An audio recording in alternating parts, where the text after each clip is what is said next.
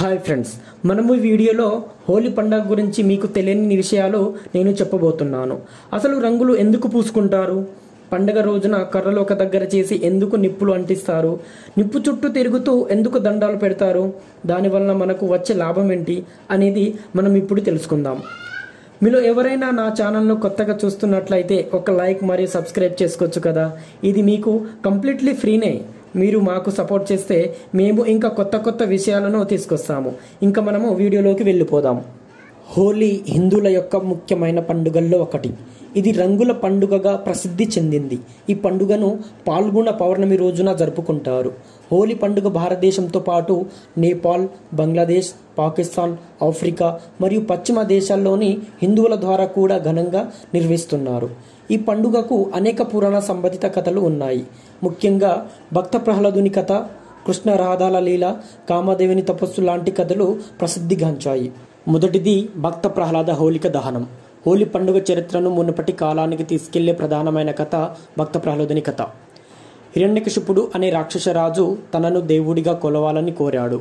అయితే అతని కుమారుడు ప్రహ్లాదుడు భగవంతుడు విష్ణువు భక్తుడు. ఇది హిరణ్యకశిపునికి నచ్చలేదు. అతను తన కుమారుడిని మార్పించేందుకు చాలా ప్రయత్నాలు చేశాడు. చివరకు తన సోదరి హోలికను సహాయంగా తీసుకున్నాడు. హోలికకు దేవతల వరంగా ఇచ్చిన ఒక మాయా వస్త్రం ఉంది. అది ధరించినప్పుడు అగ్నిలో కరగదు.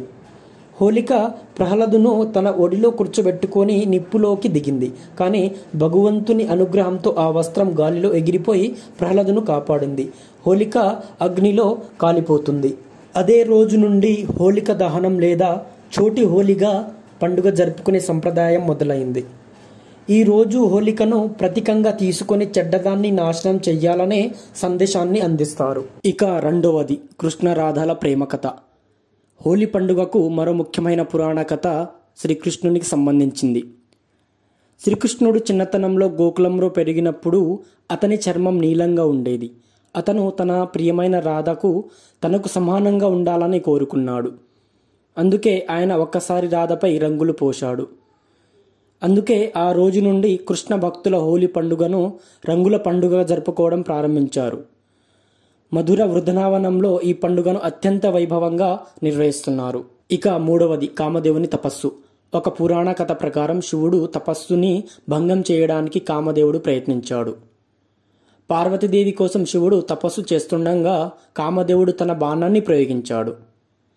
దీంతో కోపించిన శివుడు తన 3 కళ్ళతో కామదేవుణ్ణి భస్మం చేశాడు. కానీ రతిదేవి ప్రార్థనల కారణంగా కామదేవునికి మళ్ళీ జీవనం కలిగింది. కామదేవుని తిరిగి పునర్జన్మ జరిపిన రోజునే హోలీ పండుగ జరుపుకునే సంప్రదాయం ప్రారంభమైంది. హోలీ 2 రోజుల పండుగ. మొదటిది హోలిక దహనం, చోటి హోలీ. పండుగ మొదటి రోజున హోలిక దహనం జరిపి చెడుపై మంచి గెలుస్తుందని చాటి చెబుతారు. ప్రజలు పెద్ద గట్టిని పెరిచి అగ్ని ప్రదీపనం చేస్తారు. ఇక రెండవది రంగుల హోలీ, దుల్లెండి. 2 రోజులు రంగుల హోలీ జరుగుతుంది. చిన్న పెద్ద అని తేడా లేకుండా అందరూ ఒకరికొకరు రంగులు చల్లుకుంటారు. నీటి బిందెలు, పిచికారులు ఉపయోగించి సరదాగా పండుగను ఆస్వాదిస్తారు. విదేశాల్లో కూడా భారతీయులు హోలీ పండుగను చాలా ఘనంగా జరుపుకుంటారు.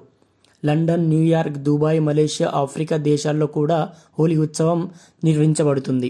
హోలీ పండుగలో ప్రత్యేకమైన వంటకాలు కూడా ఉంటాయి.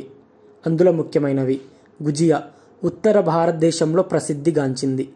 పురాన్ పోలి, మహారాష్ట్రలో ప్రసిద్ధి. మాల్పువా, బీహార్, ఒడిశా రాష్ట్రాల్లో ప్రసిద్ధమైన స్వీట్. బాంగ్ తండాయి, హోలీ పండుగలో మద్యం లేకుండా ఉత్సాహంగా ఆనందించేందుకు పుదీనా, ఎండు మెంతులు, బాదం పాలు కలిపి తయారు చేసే ప్రత్యేకమైన పానీయం. హోలీ కేవలం వినోదానికి మాత్రమే కాకుండా ఆధ్యాత్మికతకు, ధార్మికతకు సంబంధించిన పండుగ. చెడుపై మంచి గెలుపును సూచిస్తుంది.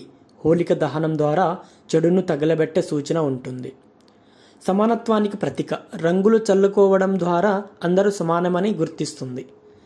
ప్రేమ స్నేహానికి ప్రతీక. కృష్ణ రాధల కథల ద్వారా స్నేహం, ప్రేమను పంచుకోవడం ముఖ్యమని తెలుస్తుంది. ఈ రోజుల్లో హోలీని ప్లాస్టిక్ రంగులు, రసాయనిక పదార్థాలతో నిర్వహించడం వల్ల ఆరోగ్య సమస్యలు పెరుగుతున్నాయి. కనుక సహజమైన రంగులు, నీరు తక్కువగా వాడటం, చెట్లను నరికివేయకుండా హోలీకి దహనం చేయడం వంటి పద్ధతులను అలవర్చుకోవాలి. హోలీ పండుగ ఎప్పుడు ఆనందాన్ని, ఐక్యతను, ప్రేమను పెంపొందించేలా ఉండాలి. ఓకేనా ఫ్రెండ్స్, ఈ వీడియో మీకు నచ్చినట్లయితే ఒక లైక్ అండ్ సబ్స్క్రైబ్ చేసుకోండి. Thank you.